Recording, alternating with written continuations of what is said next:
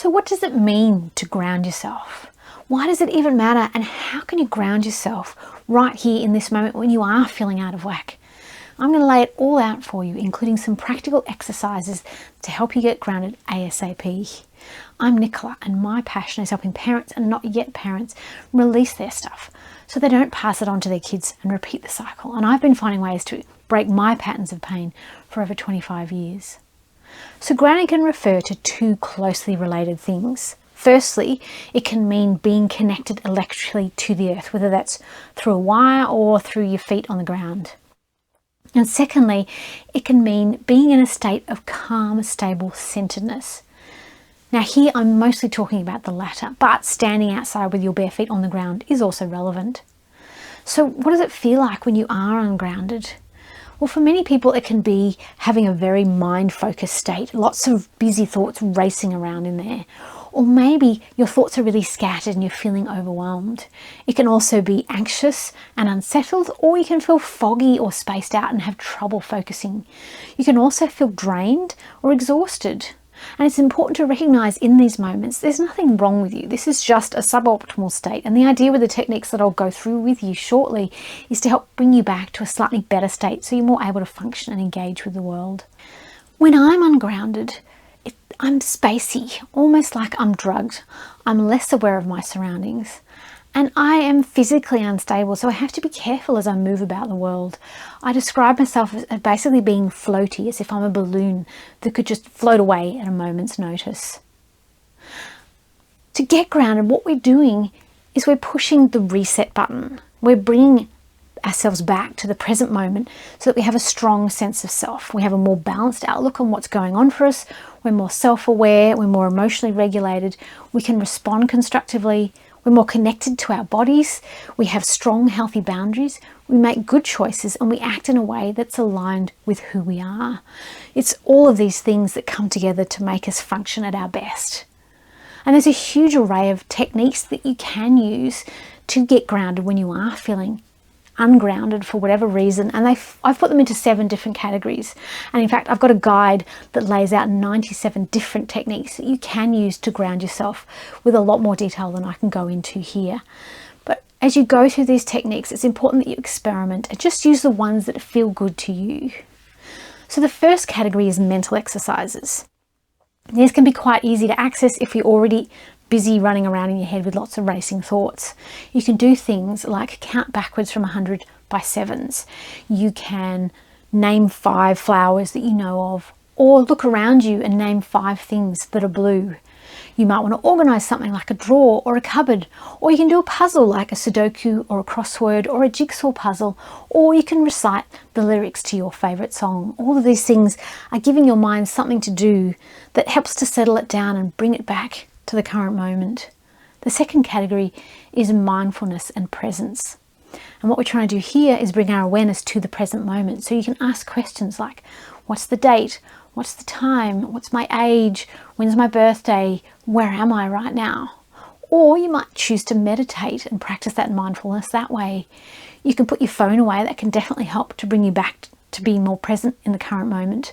You can also do a chore slowly and carefully and mindfully, or you can just scan your body and tune into what's going on for you right now.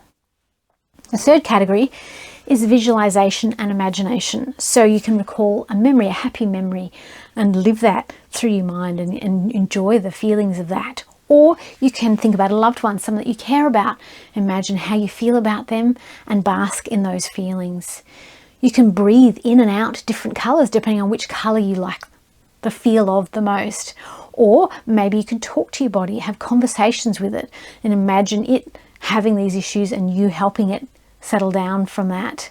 You can imagine each of your muscles in succession relaxing, or you can imagine roots coming out of your feet and going into the ground. Now for me personally, I find that particular visualization a bit too vivid, the idea of roots actually coming out of my feet and going into the ground, but for a lot of people it can be a really helpful mental image to make them feel more grounded. The fourth category is emotional regulation. We start by noticing and feeling what's going on for us emotionally. And if you can, imagine a dial that is indicative of your emotional state, and maybe it's currently at 11. So let's see if we can turn that dial down to 7 or to 5 or to 3 to help reduce that intensity of the emotions that are swirling around in you. Or you can give yourself a butterfly hug, which involves putting your hands on your chest and actually tapping, but also what you're doing is you're holding acupressure points both in the center of your chest and in the crease of your arm that can also help to settle you down and make you more grounded. You might want to write in your journal about what's going on for you. You can talk soothingly to yourself. You can recite affirmations or express gratitude, or if you need to, you can step away from the situation entirely to give you the space and time to bring yourself back to a more regulated state. The fifth category is engagement, and we're talking about engagement with other people and the world at large.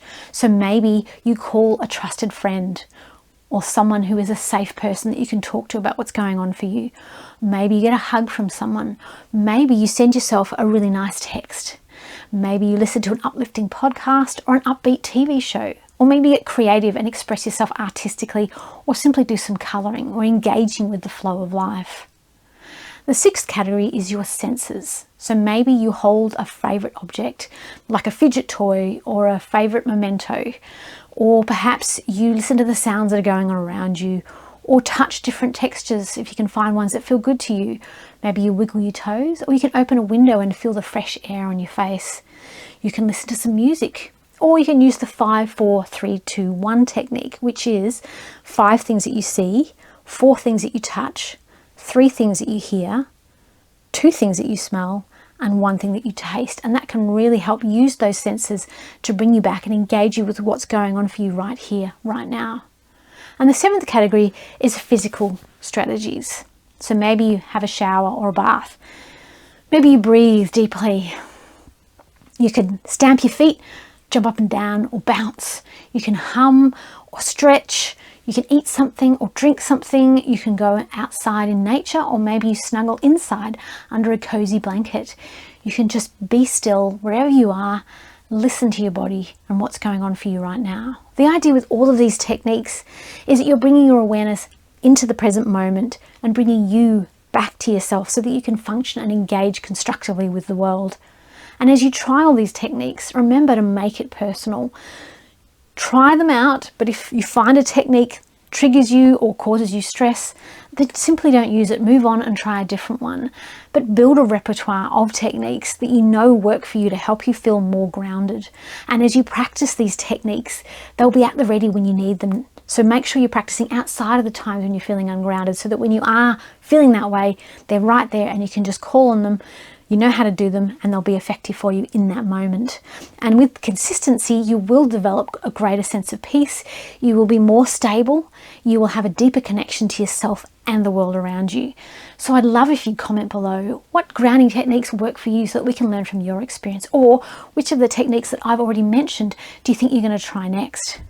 And remember to download the guide with that 97 grounding techniques, because there's a lot more detail in there than I can go into here, and you can use that as a guide to work through and figure out which techniques are the best ones for you to use. And if you want to understand 10 different strategies that you can use to improve your emotional regulation, watch this video next, and I'll see you in the next one.